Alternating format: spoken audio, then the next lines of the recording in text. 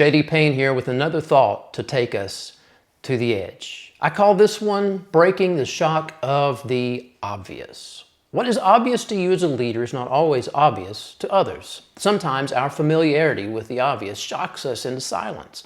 Being a wise steward with the wisdom and opportunity from the Lord often means overcoming this silence. The temptation for many of us is the obvious. It's so obvious we tell ourselves, I can't say anything about this matter. Everyone will think I'm a poor leader. That is elementary. It's on everyone's mind. To open my mouth now and make such a simple statement of resolution would be a waste of time and leadership credit. It must be more complex. But it's not always on everyone's mind. The solution is not always complex.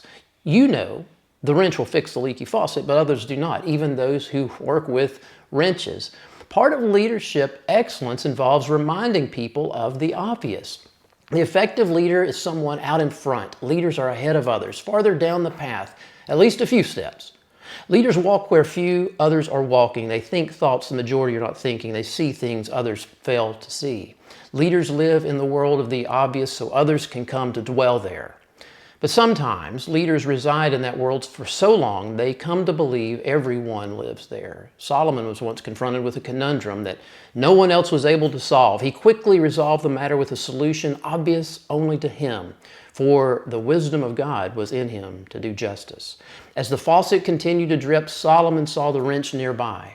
Maybe the matter is obvious to us because we are the Lord's leaders for the hour. Maybe the divine wisdom we have received requires us to speak and overcome the shock of silence.